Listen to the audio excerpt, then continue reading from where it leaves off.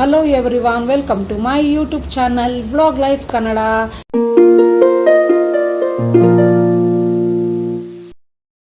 So ಎಲ್ರದ್ದು ತಿಂಡಿ ಆಯಿತಾ? ನಂದು ಕೂಡ ತಿಂಡಿ ಆಯಿತು. ಟೈಮ್ ಬಂದು ಆಗಲೇ 11:45 ನಾನು ಒಂದು ವ್ಲಾಗ್ನ ಸ್ಟಾರ್ಟ್ ಮಾಡ್ತಾ ಇದ್ದೀನಿ.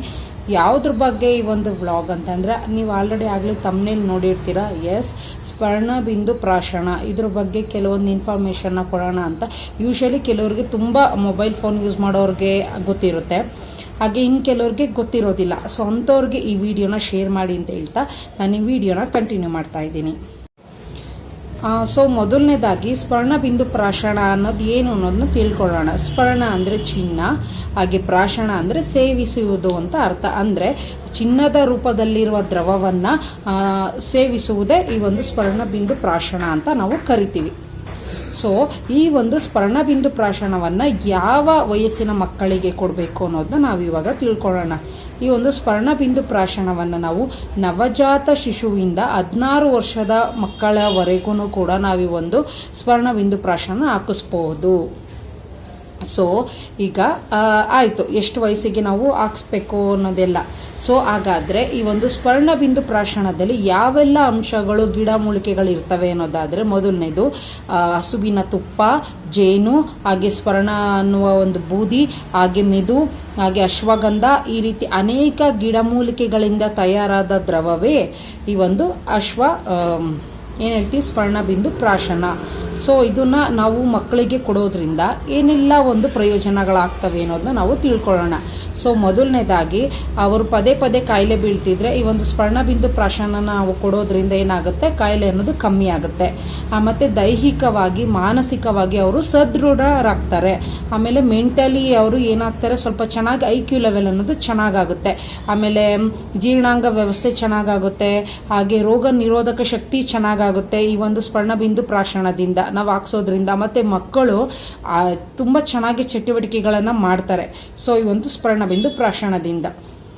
ಹಾಗಾದರೆ ಸ್ವರ್ಣಬಿಂದು ಪ್ರಾಶನದಿಂದ ಯಾವೆಲ್ಲ ಒಂದು ದುಷ್ಪರಿಣಾಮ ನೋಡೋಣ ಅನ್ನೋದಾದರೆ, ಯಾವುದೇ ರೀತಿ ದುಷ್ಪರಿಣಾಮ ಇಲ್ಲ. ಇದೊಂದು ಆಯುರ್ವೇದದ ಒಂದು 16 ಸಂಸ್ಕಾರಗಳಲ್ಲಿ ಈ ಒಂದು ಸ್ವರ್ಣಬಿಂದು ಪ್ರಾಶನ ಅನ್ನೋದು ಒಂದು 16ನೇ ಸಂಸ್ಕಾರ. ಅಂದರೆ ಆಯುರ್ವೇದದಲ್ಲಿ ಇದೊಂದು ಏನಂತ ಹೇಳ್ತೀವಿ, ಬಹು ಮುಖ್ಯವಾದ ಒಂದು ಮಗುವಿಗೆ ನೀಡುವ ಒಂದು ಪ್ರಮುಖವಾದ ಒಂದು ದ್ರವ ಅಂತಲೇ ನಾವು ಹೇಳ್ತೀವಿ. ಸೊ ದೊಡ್ಡವರಾಗಿದ್ದರೆ ಇದನ್ನು ತೊಗೊಳಲ್ಲ, ಚಿಕ್ಕ ವಯಸ್ಸಿರೋ ಮಕ್ಕಳಿಗೆ ನಾವು ಇದನ್ನು ಕೊಡಬೇಕು.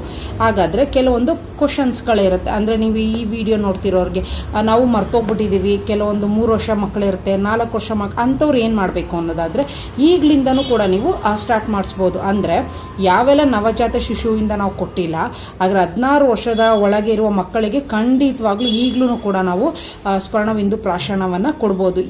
ಹಾಗಾದರೆ ಯಾವ ದಿನಗಳಲ್ಲಿ ಈ ಒಂದು ಸ್ವರ್ಣಬಿಂದು ಪ್ರಾಶನವನ್ನು ನಾವು ಹಾಕಿಸ್ಬೇಕು? ಮೊದಲನೇದಾಗಿ ಪುಷ್ಯ ನಕ್ಷತ್ರದ ದಿನದಂದು. ಯಾಕೆ ಪುಷ್ಯ ನಕ್ಷತ್ರದ ದಿನದಂದು ನಾವೊಂದು ಈ ಒಂದು ಸ್ವರ್ಣಬಿಂದು ಪ್ರಾಶನ ಹಾಕಿಸ್ಬೇಕು ಅನ್ನೋದಾದರೆ, ಪುಷ್ಯ ಅನ್ನೋದೊಂದು ಶುಭ ದಿನ. ಅವತ್ತಿನ ದಿನ ನಾವು ಯಾವುದೇ ಒಂದು ಕಾರ್ಯವನ್ನು ಮಾಡಿದ್ರೂ ಕೂಡ ನಮಗೆ ಶೀಘ್ರವಾದ ಶುಭ ಫಲಗಳು ಸಿಕ್ಕುತ್ತೆ. ಆದ್ದರಿಂದ ನಾವೇನು ಮಾಡ್ತೀವಿ, ಈ ಒಂದು ಆಯುರ್ವೇದದ ಪ್ರಕಾರ ಪುಷ್ಯ ನಕ್ಷತ್ರ ದಿನದಂದು ಸ್ವರ್ಣಬಿಂದು ಪ್ರಾಶನವನ್ನು ಮಕ್ಕಳಿಗೆ ಹಾಕಿಸ್ತಾರೆ.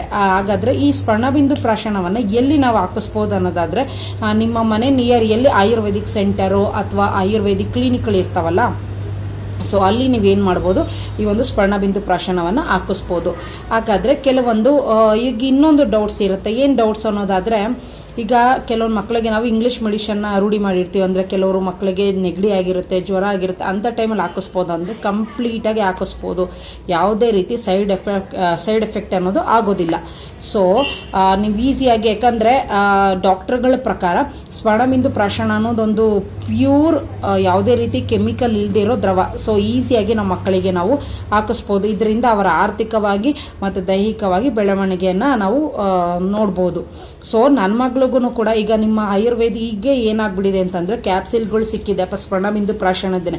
ಸೊ ಅದನ್ನು ಕೂಡ ಎಷ್ಟೊಂದು ಮೆಡಿಕಲ್ ಸ್ಟೋರ್ಗಳಲ್ಲಿ ಸಿಕ್ಕತ್ತೆ, ಹಾಗೆ ಆಯುರ್ವೇದಿಕ್ ಸೆಂಟರ್ಗಳಲ್ಲೂ ಕೂಡ ಸಿಕ್ಕತ್ತೆ. ಸೊ ನನ್ನ ಮಗಳಿಗೆ ನಾನು ಯೂಶಲಿ ನನಗಿದು ಅವಳು ಹುಟ್ಟಾಗ ಗೊತ್ತಿರಲಿಲ್ಲ, ಬಟ್ ಅದಾದಮೇಲೆ 3 ವರ್ಷ ಆದಮೇಲೆ ನನಗೂ ಕೂಡ ಇದ್ರ ಬಗ್ಗೆ ಗೊತ್ತಾಯಿತು. ಸೊ ಆದ್ದರಿಂದ ನಾನು ಕೂಡ ನನ್ನ ಮಗಳಿಗೆ ಈ ಒಂದು ಸ್ವರ್ಣಬಿಂದು ಪ್ರಾಶನ ಹಾಕ್ಸಿದ್ದೀನಿ. ಸೊ ಹೆಂಗೆ ಆಯುರ್ವೇದಿಕಲ್ಲಿ ಅಂತಂದರೆ ಒಂದು ಕಾರ್ಡ್ ಥರ ಕೊಡ್ತಾರೆ. ನಾನು ನಿಮ್ಗೆ ಈಗ ಅದನ್ನು ಡಿಸ್ಪ್ಲೇ ಮಾಡಿ ತೋರಿಸ್ತೀನಿ. ಸೊ ನೋಡಿ, ಇದೇ ಒಂದು ಸ್ವರ್ಣಬಿಂದು ಪ್ರಾಶನದ ಕಾರ್ಡು. ನಾನು ನನ್ನ ಮಗಳಿಗೆ ಆಲ್ಮೋಸ್ಟ್ ಒಂದು 3-4 ಮಂತ್ಸಿಂದ ಹಾಕಿಸ್ತಾ ಇದ್ದೀನಿ ನೋಡಿ,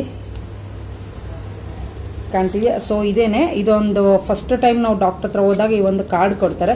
ಸೊ ಈ ಕಾರ್ಡ್ ಒಳಗಡೆ ಮೆನ್ಷನ್ ಮಾಡಿರ್ತಾರೆ, ಇಲ್ಲೆಲ್ಲ ನೋಡಿ, ಇಲ್ಲೆಲ್ಲ ಅವಳದು ಡೇಟ್ ಆಫ್ ಬರ್ತು ಹಾಗೆ ಏನೇನು ಇತ್ತ ಅಂತ ಎಲ್ಲಾನು ಕೂಡ ಇಲ್ಲಿ ಬರ್ದಿರ್ತಾರೆ.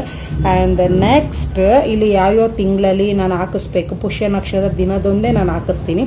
ಸೊ ಅವ್ರಿಲ್ಲಿ ಡೇಟ್ ಮೆನ್ಷನ್ ಮಾಡಿರ್ತಾರೆ, ಕಾಣ್ತಿರ್ಬೋದು ನೋಡಿ, ಅಲ್ಲಿ ಡೇಟ್ ಮೆನ್ಷನ್ ಮಾಡಿರ್ತಾರೆ. ಸೊ ಅದ್ರ ಪ್ರಕಾರ ವೆಯ್ಟ್ ಅವತ್ತು ಚೆಕ್ ಮಾಡಿ ಮತ್ತೆ ಸ್ವರ್ಣಬಿಂದು ಪ್ರಾಶನ ಅವ್ರಿಗೆ ಒಂದು ಅದು ಹೆಂಗೆ ಅಂತಂದ್ರೆ ಲಿಕ್ವಿಡ್ ಡ್ರಾಪಲ್ಲಿ ಇರುತ್ತೆ, ಒಂದು ಇಷ್ಟೇಷ್ಟು ಇರುತ್ತೆ, ಒಂದು 5 ml ಅನ್ಸುತ್ತೆ.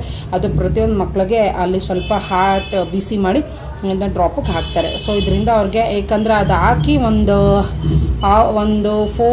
2 ಅವರ್ಸ್ ಆದ್ರೂ ಕೂಡ ಊಟ ಯಾವುದೇ ಕಾರಣಕ್ಕೂ ಮಕ್ಕಳು ಮಾಡಬಾರ್ದು.